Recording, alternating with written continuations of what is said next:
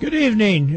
You're listening to Adrenaline Radio. This is Fred Blanchard, your host of Adrenaline Motorsports. At the early stages of your life, in your late teens, what kind of jobs came available, or how did you finally get to the job that you thought you might want to have?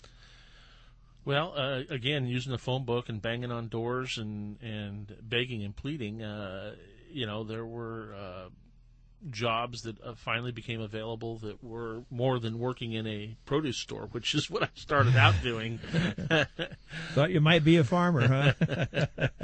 But I worked for a company called Transgo, which that was when I was 18 years old. I was my first year out of high school, and they actually took this squirrely kid and settled him down. They, instead of rushing to get everything done, it was more take your time and do it right. And that was a big influence at a very early age. I needed that because at that point I hadn't had it. What kind of product did they produce, Mike? They produced what was the slang term was a shift kit, and it would reprogram the automatic transmission to perform better, to upshift firmer, and that sort of thing. So that was where we had our start. Well, that was back at that era. Automatic transmissions were pretty much the coming thing. I know that some were push buttons, some were on the column at that time, and so that was where you got your start. Yep. Anything further on than that? They had a race car, and if I hung around late enough at work, I could get to work on the race car too, and go to the races with them once in a while. So wow, that all added up for me. It was a good idea. That sounded like a good plan myself. I'd like to have had a deal like that at that age, sure. You mentioned something about was there speed shops in those days around where you were hanging around? Or absolutely. Okay. Yeah.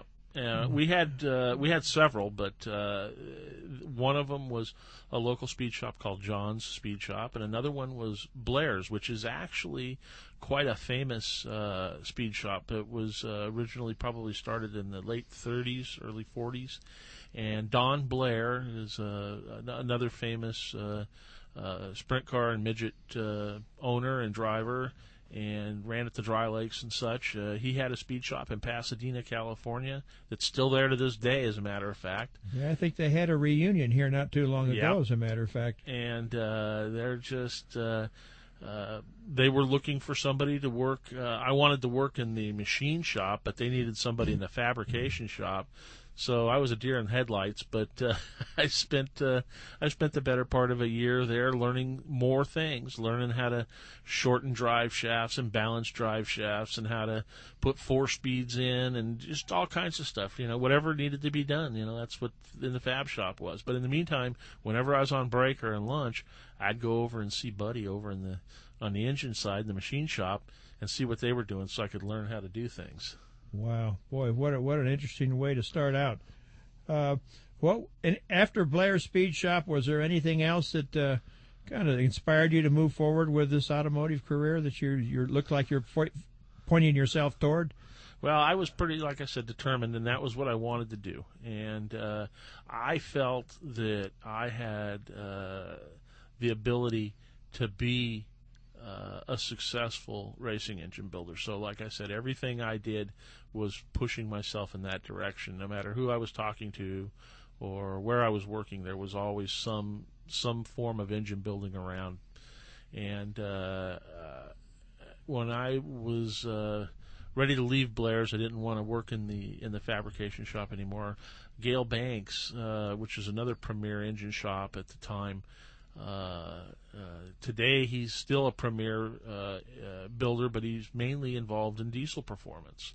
But back in the late 70s, he had a shop in San Gabriel, and I had gone in there 3 different times over the years trying to get a job, and finally the vice president says, "I recognize you. How many times have you been in this place?" And I said 3 times. We have an in-studio guest, Mike Lefevre, and Mike Lefevre was telling us a story about he started out in the early part of his career and applying for a job here at Gale Banks Engineering. Mike, continue on with that story. It sounded pretty good. Well, It was a little comical at the time, but I had gone in and had been in there several times trying to get a job, and finally they had asked, how many times have I been in here? And I said about 3 times, and they said, hollered back at the guy working in the machine shop, and they said, hey, Ron, do you need any help? And he said, yeah, we can use somebody. And he says, well, let's get this kid a job because he's been in here enough. So that started that. Wow. And from my understanding, from what I can tell, it's still a family-run business. Isn't that correct? Yeah, it is. Yeah. Basically, what do they do there? Can you tell us a little bit about that? Well, they're involved in quite a bit of stuff, but as the times have changed, when I first started working there, they were mainly involved in the marine industry and high-performance boat. They were hopping up or modifying boats for better performance for even people with normal ski boats and involved in race boats and that sort of thing too. And then we progressed into some racing cars and turbocharged racing cars and turbocharged performance street cars, and then as the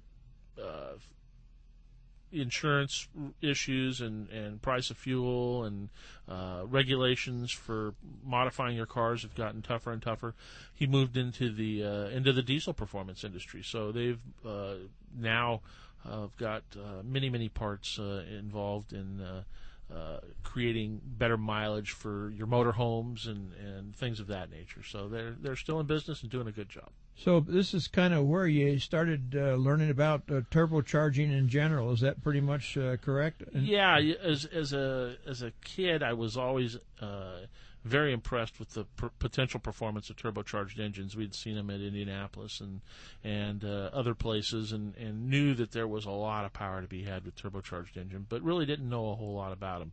And working for Gale, we did get a chance to start learning about turbocharged power plants and what it took to keep them alive and how much power we could make and so on. And it was a real interesting learning curve at that point. How long did you had the opportunity to stay there for Gale Banks? I worked for Gale for about 5 years. Wow. And like I say, it was interesting, and we learned a lot.